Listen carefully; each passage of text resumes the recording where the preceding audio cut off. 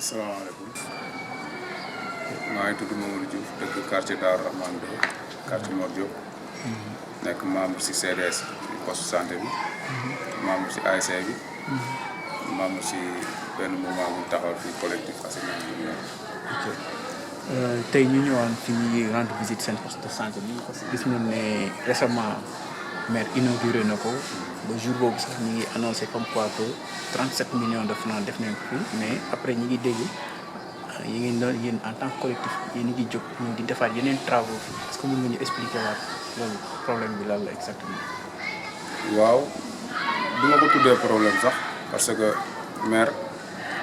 moom mooy premier magistrat fii ci Covid bi nee na jël na benn somme ci fonds propre financé ko ci benn poste de santé fii ci quartier Darou Rahmane 2 donte suñu xaalis la lu ko war la mënoon na ko war mu bañ ko def waaw mais ci gis-gis ñu bu ñu weesoo ci loolu yëpp dañu constaté ne fii travaux yi nga xamante ne dafa des dafa bëri waaw ci loolu surtout travaux yi nga xam ne moo ci ëpp solo muy évacuation ndaxte nit mënoo defar benn bâtiment bu pare xam nga sóoraale bu tawee ndox mi fu muy jaar ndax boo xoolee fii ni mu demee nii dafa descente ci biir poste bi la def descente léegi bu tawee ci douche yi directement la jóg boobaa dina feesal fosse bi bu boobaa dootul am sens ndox mi du am fu muy jaar loolu constaté nañ ko boo xoolee peinture bi dafa nekk peinture boo xam ne adopté wul ak milieu santé parce que dafa nekk peinture buy jàpp tilim mën nañ ko def peinture à huile wala carreau boo xamante ne mën nga ko raxas quoi ci sama gis-gis ci loolu boo xoolee verdure bi plante yi ñu ñoo ko doon saxal lépp pour gën a améliorer poste bi rek parce que dafa des liggéey bi dafa des dëggantaan sax mais moom bu ñëwee pour inaugurer bis boobu bisam la duñ ko yàqal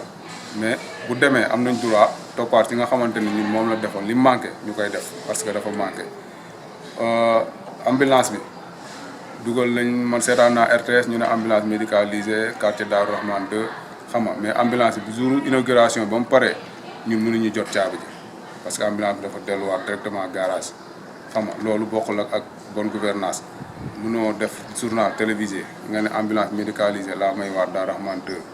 ambulance bu jógee port ñu dédouané affaire yooyu ambulance bi pare dellu garage ambulance boo xamante ne nee nga adopté na ak milieu bi ñu dëkk ñun xam nañ oto ci oto yi lay yëngu ambulance boo xoolee xam ne adopté wul ak milieu bi parce que milieu bi suuf kese la xam nga donte ñu ngi wax ay waxi pavé pour ñu def ko diggante fii nga xamante ne ak tali ba kon ko mënuñ pavé fépp ñu def diggante poste ba ak taliba fi nga xamante ambulance dina ko mën a jaar parce que loolu urgence la quoi xam nga fii dafa enclavé pavé yi yoon yi jàllul xam nga leerul éclairage public bi demeewul noonu dafa enclavé kon il faut ñu am benn ambulance boo xamante ne wala benn moyen boo xam ne dinañu mën a di génnee ci yenn besoins yi bu ñu ko amee surtout guddi nga xam ne soxna yi dañuy soxla ku leen di assister ci yooyu xam nga àdduna ñu ambulance boo xamante ne nee nga adopté na mais adopté wul ak milieu bi parce que ambulance boo xam ne gisuñu ko ba léegi boobu léegi nii garage toog fa xam nga loolu tamit àndul daal ak li nga xam ne moom la ñu wane réalité bi ànduñu quoi. alors lu jëm ci wàllum équipement yi est-ce que fii am nañ équipement pour mën a assister femmes yi ñëw fii nga xam dañ leen di hospitaliser wala dañuy ñëw fii pour ñu defal leen ay visites. waaw équipement yi am na yu mu andi am na yoo xam ne andi nañ ay lal ay yenn matériel pour accompagner ko ci inauguration mais ba léegi des na parce que nit booy def dara ci quartier da ngay xool milieu bi lu mu laaj dëggantaan jaay xam nga andi ko parce que man bu ma demee foofu di ñëw waxtaan naa ko ak ñoom nee naa leen lii da ngeen war a ñëw laajte ñi nga xamante ne ñooy techniciens yi nekk foofu lan la quartier bi soxla dëggantaan jaay ngeen andi ko pour ñi nga xamante ne ñooy mun di ñëw foofu di def seen soxla parce que fii guddi amul gardien te fi amul gardien mënoo jël exposé fi ay techniciens comme ay sages-femmes ñu ne bi di fanaan di xaar ñoo xamante ne ñu ngi war a ñëw te ñooñu sax amul fu ñu jaar parce que yoon bi dafa lëndëm wóorul quoi. xam nga loolu yëpp ay manquement la yoo xamante ne dañ koy soxla te pour ñun somme bi nga xamante ni moom lañ débloqué pour def ko fii nii. waroon na mun a romb foofu somme bi dafa bëri. kon nee nañ def 37 millions waaw 37 millions lañ wax journal RTS. somme boobu bu demoon fii nii boo xoolee da nga koy gis parce que lu ne fang kenn du ko jeex quoi fii bu ñu fi defoon somme boobu boo xoolee di nga ko gis parce que bâtiment bi ñu taxaw nii moom si ñi fi nekkoon la bokk si dañ ko réflexion kon yee lañ fi yokku ak kaw bi xam nga te loolu boo nee 37 millions dem na fi sans compter équipement loolu lu ñuy xoolaat la quoi dafa war a leer te loolu dama si interpellé ñi nga xamante ne ñoo suñu conseiller conseillers yi nga xam ne ñoo nekk mairie bu ngeen toogee buñ toogee woote benn budget xam nga ñu ne budget bi def nañ ko bërëb sàngam ñoom dañoo war a toppaat ci ginnaaw xool ndax budget bu effectivement def nañ ko fa parce que suñu xaalis la ñun ñoo ko moom sama dërëm ak dërëm ak keneen lañ dajale def ko ci kon ñoom ñi nga xam ne ñoo ñu toogal foofu ñuy conseillers yi dañu war a toppaat loolu xool ndax li ñuy wax méngoo na ak dëggantaan bi parce que loolu tax ñu teg leen fa.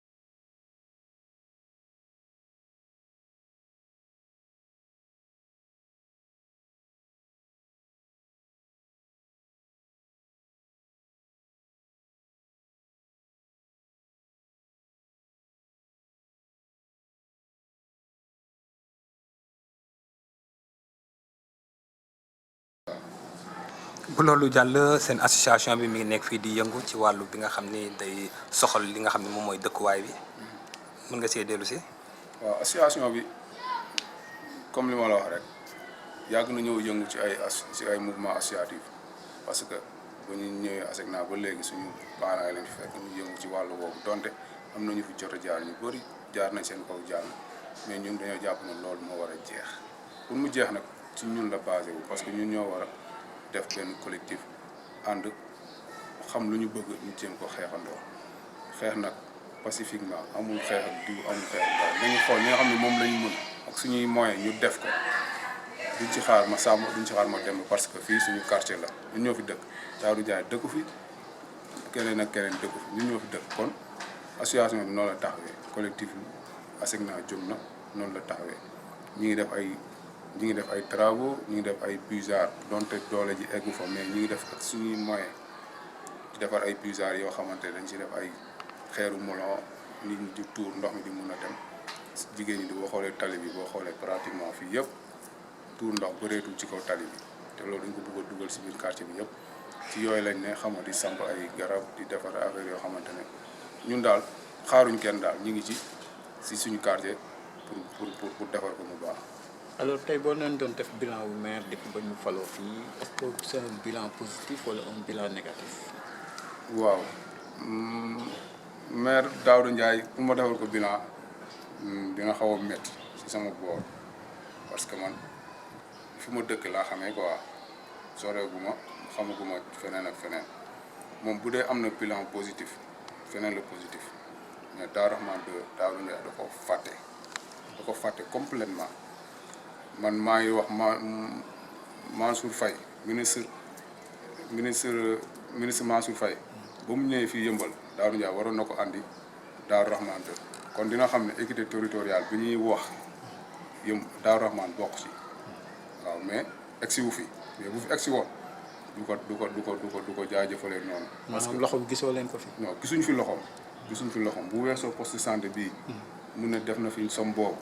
amul leneen loo xamante ne di nga xool nga ne Daouda Ndiaye moo koy def lampadaire yi am na fi ay lampadaire projet la bu fi jaar mais daf ñoo wër ndomb dañoo wër gàddaay la jóge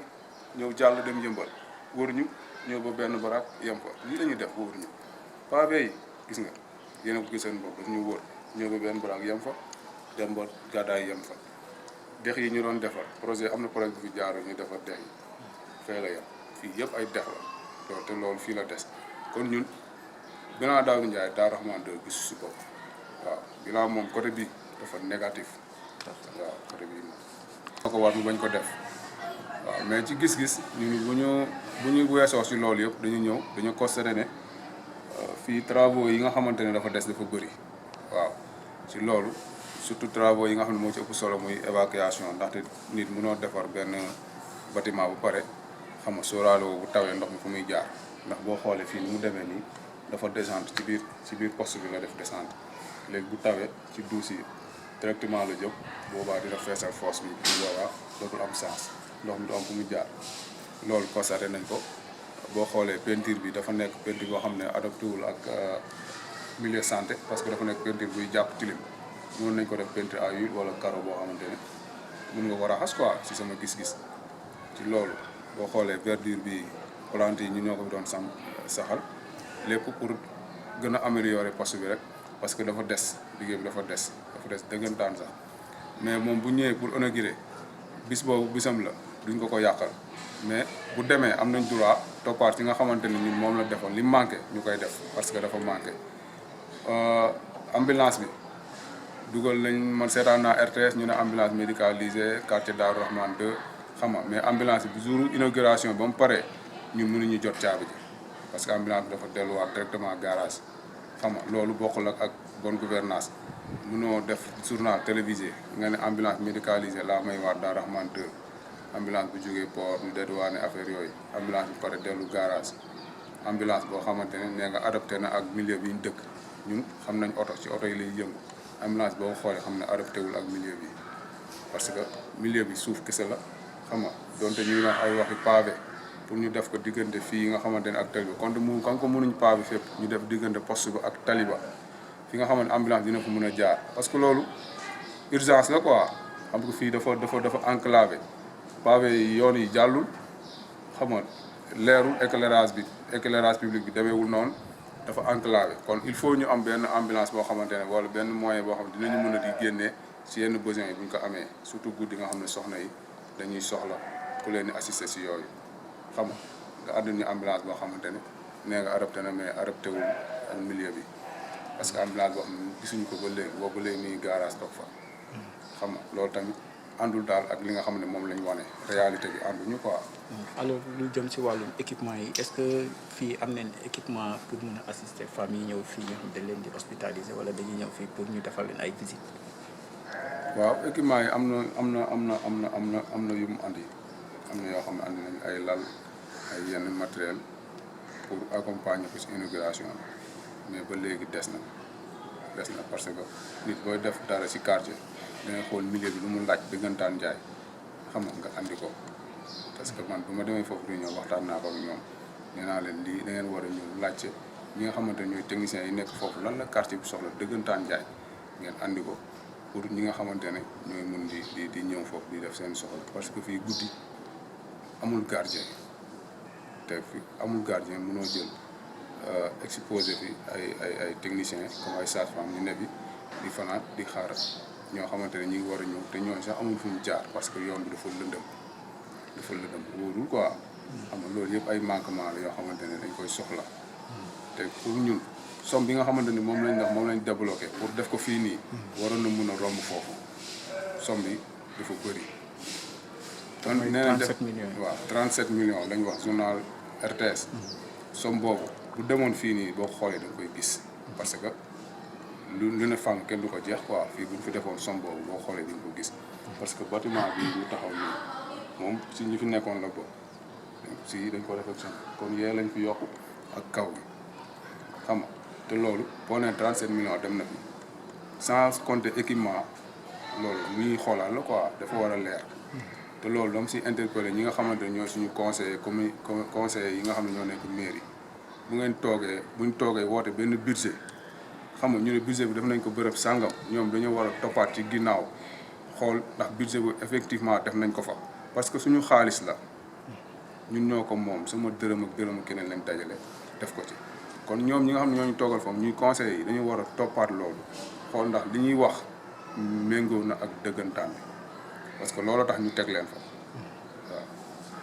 bu loolu jàll seen association bi mi ngi nekk fii di yëngu ci wàllu bi nga xam ni day soxal li nga xam ne moom mooy dëkkuwaay bi mën nga see dellu si. waaw association bi comme li ma la wax rek yàgg na ñëw yëngu ci ay mouvement associatif parce que bu ñu ñëwee ASECNA ba léegi suñu parents yi lañ fi fekk ñu yëngu ci wàllu boobu donte am na ñu fi jot a jaar ñu bëri jaar nañ seen kaw jaar na mais ñun dañoo jàpp ne loolu moo war a jeex pour mu jeex nag ci ñun la basé wu parce que ñun ñoo war a def benn collectif ànd xam lu ñu bëgg ñu jéem ko xeexandoo xeex nag pacifiquement amul xeex ak diw amul xeex ak dara nañu xool ñi nga xam ne moom lañu mën ak suñuy moyens ñu def ko duñ ci xaar ma sàmm duñ ci xaar ma dem parce que fii suñu quartier la ñun ñoo fi dëkk Daouda Ndiaye dëkku fi keneen ak keneen dëkku fi ñun ñoo fi dëkk kon association bi noonu la taxawee collectif ASECNA jóg na noonu la taxawee ñi ngi def ay travaux ñi ngi def ay puisards donte doole ji eggu fa mais ñi ngi def ak suñuy moyens di defar ay puisards yoo xamante dañ ci def ay xeeru melon nit ñi di tuur ndox mi di mun a dem jigéen ñi di boo xoolee tali bi boo xoolee pratiquement fii yëpp tuur ndox bëreetul ci kaw tali bi te loolu dañ ko bëgg a dugal si biir quartier bi yëpp ci yooyu lañ ne xam nga di samp ay garab di defar affaire yoo xamante ne ñun daal xaaruñ kenn daal ñu ngi si suñu quartier pour defar ko mu baax.